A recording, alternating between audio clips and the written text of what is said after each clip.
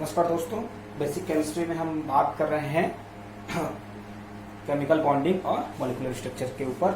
आज का हमारा छोटा सा टॉपिक है बॉन्ड लेंथ। इसके बाद हम बात करेंगे बॉन्ड एनर्जी के बारे में। ठीक है, बॉन्ड लेंथ क्या है?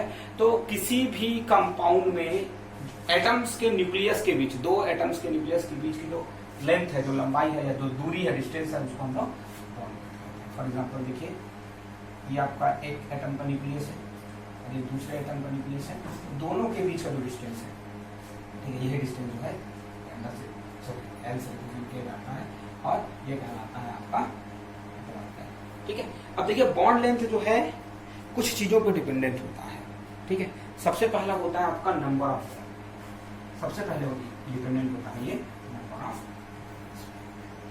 अगर सिंगल बॉन्ड है तो सिंगल बॉन्ड सबसे लंबा होता है। ठीक है, सिंगल बॉन्ड अगर होता है, एक साथ एक ही बॉन्ड है तो लंबा होता है। डबल बॉन्ड होगा तो वो छोटा होगा सिंगल बॉन्ड के कंपैरिजन।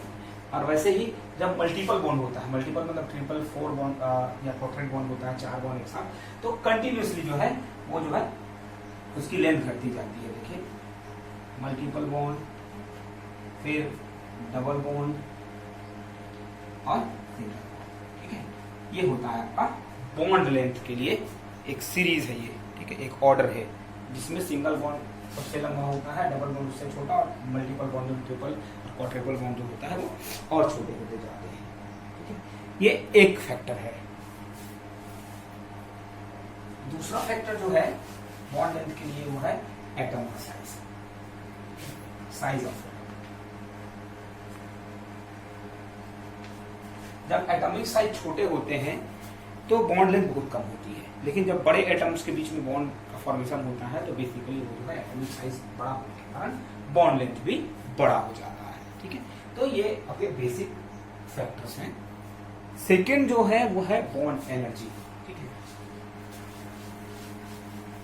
बॉन्ड एनर्जी क्या होता है? बॉन्ड एनर्जी देखिए, तो minimum amount of energy which is required to break down the bond. ठीक है, दो एलिमेंट्स के या दो एटम के बीच बना हुआ बॉन्ड को तोड़ने के लिए जितनी एनर्जी रिक्वायर्ड होती है उसको हम लोग बोलते हैं बॉन्ड एनर्जी। ठीक है, और बॉन्ड एनर्जी जो है, ठीक है, बॉन्ड लेंथ के इनवर्सली प्रोपोर्शनल होता है। बॉन्ड एनर्जी बॉन्ड लेंथ के इनवर्सली प्रोपोर्शनल होता है। मतलब क्या हुआ?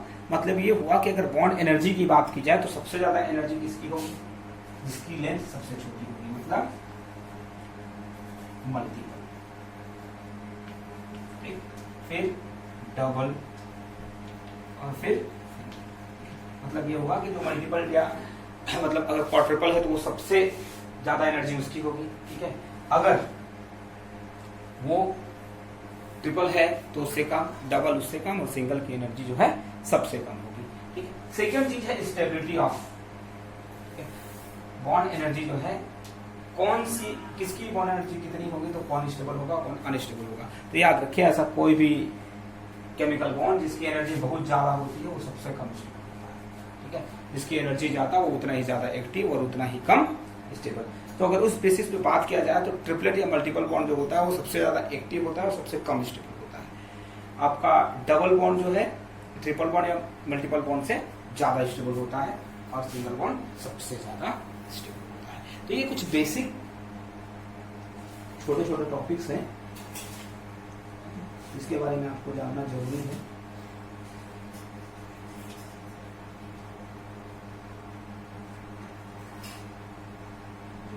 अब छोटा सा और टॉपिक है, वो है आपका हाइड्रोजन बॉन्ड। क्या है हाइड्रोजन?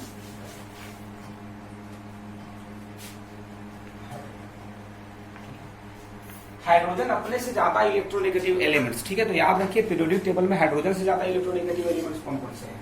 ठीक है, ऑक्सीजन, क्लोरीन, क्लोरीन। ठीक है, ऑक्सीजन, फ्लोरीन और क्लोरीन, ये क्या है?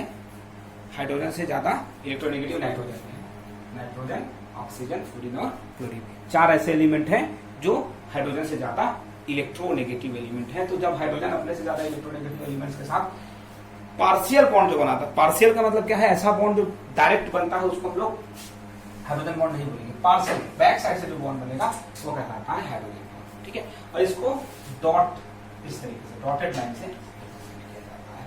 इसकी एनर्जी बहुत कम होती है, ठीक है, इसलिए इसको ब्रेक करना आसान हो जाता है। अब देखिए हाइड्रोजन बॉन्ड के इफेक्ट, क्या क्या इफेक्ट होते हैं। तो सबसे पहली चीज, जिस लिक्विड में हाइड्रोजन बॉन्ड प्रेजेंट होता है, ठीक है, उसकी सॉल्युबिलिटी बढ़ जाती है। ठीक है, ऐसा कोई भी सॉल्यूट या ऐसा कोई भी सब्सटेंस जिसमें हाइड्रोजन बॉन्ड होता है वो वाटर में ज्यादा सॉल्यूबल होता है, उसकी सॉल्युबिलिटी बढ़ जाती है, वो हाइड्रोजन बॉन्ड बना देता है इजीली। सेकेंड जो है, हाइड्रोजन बॉन्ड जो है बॉइलिंग पॉइंट को इंक्रीज कर देता है। ठीक है, क्या करता है, इंक्रीज करता है। ध्यान से सुनिए, अगर एक हाइड्रोजन बॉन्ड के लिए 5 किलो जूल पर मोल अगर एनर्जी रिक्वायर्ड है, तो जितना ज्यादा number of hydrogen bond present होगा उतना ज्यादा जो है उसको एनर्जी देनी पड़ेगी। किसके कंपैरिजन में, ऐसे कंपाउंड जिसमें हाइड्रोजन बॉन्ड नहीं पाए जाते हैं। थर्ड वन इज वो है विस्कोसिटी। हाइड्रोजन बॉन्ड का प्रेजेंस जो है विस्कोसिटी को भी बढ़ाता है। विस्कोसिटी मतलब गाढ़ापन।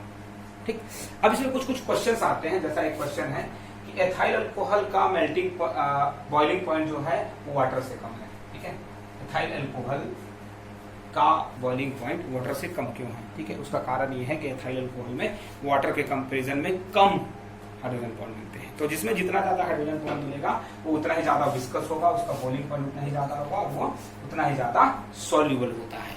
ठीक है, तो ये बेसिक चीजें हैं जिसको समझ लीजिए और याद रखिए, काम आएंगे।